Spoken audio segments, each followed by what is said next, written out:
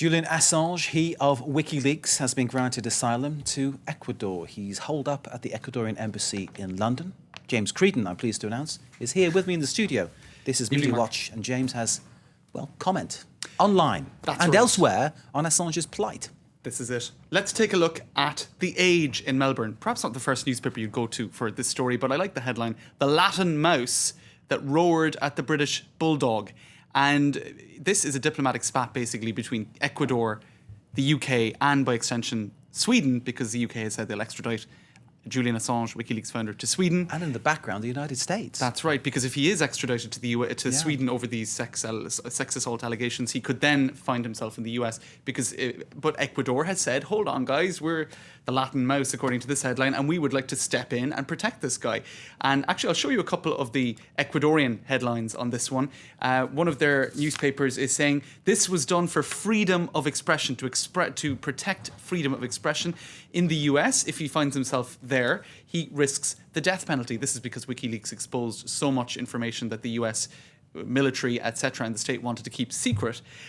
So essentially, the Ecuadorian paper is saying that their country is doing this for the good of freedom of expression. This paper as well, citing Assange, thanking Ecuador for their courage. Now, take a look at this tweet, because this is a New York Times journalist. Now, she's a bit skeptical about all of this. She's saying, well, Ecuador actually doesn't really have a very good record when it comes to respecting journalism and freedom of speech.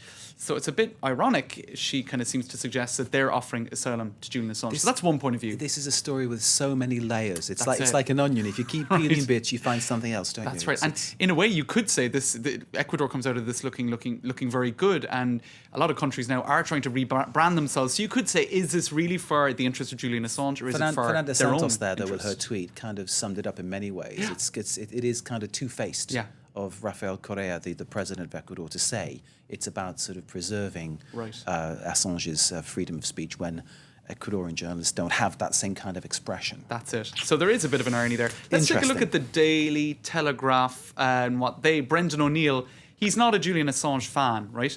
He says he's the most annoying and arrogant person in the whole world, which I think is a bit of an exaggeration myself. But what he goes on to say then is that if I could find the quote. So even if he is annoying and arrogant, he still has the right to freedom of expression. And he still has the right to reveal the truth, if the truth is there. That's it. So whatever you think about him personally, he does have an aura about him which I think is not easy to like. Right.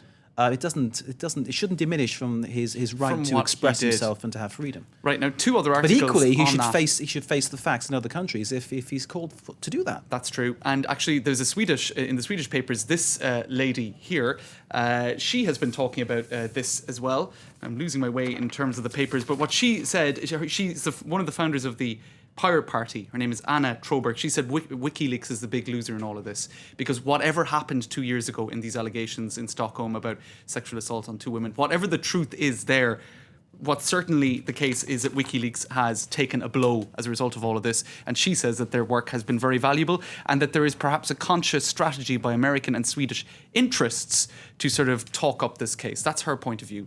So there you go. It's a bit of a quagmire. And one final blog to show you, Mark. Craig Murray, he's a former ambassador for the UK and human rights activist. Now, he says that on his blog that sources at the British Foreign Office tell him that the US put Britain under a lot of pressure to say that to go into the Ecuadorian embassy and actually get Mr. Assange out. So he's calling America's vassal. That's how he's referring to the United Kingdom. That's right. He said, I returned to the UK today astonished by private confirmation from within the Foreign Office that the UK is intending to enter the Ecuadorian embassy and seize Julian Assange under huge pressure from the US. He also says that would be a total breach of the Vienna Convention, on which I suppose, what would you say, codifies diplomatic procedures. It's interesting because I can think back to when a British policewoman was shot dead in the 1980s outside the Libyan embassy. The UK didn't then enter the Libyan embassy and get the gunman. Right. Those kind of things. So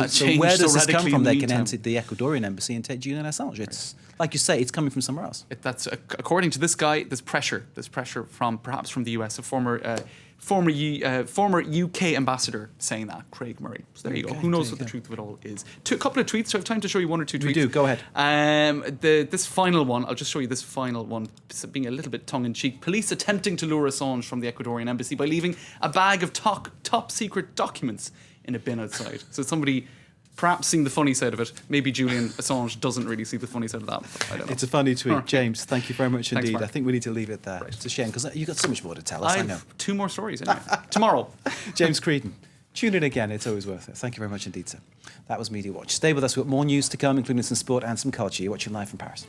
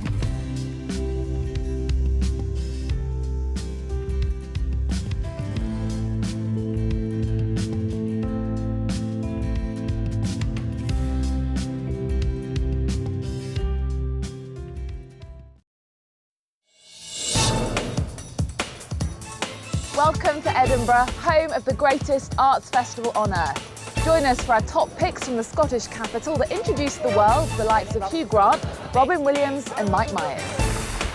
Culture, Friday 5:10 p.m. Paris time on France 24.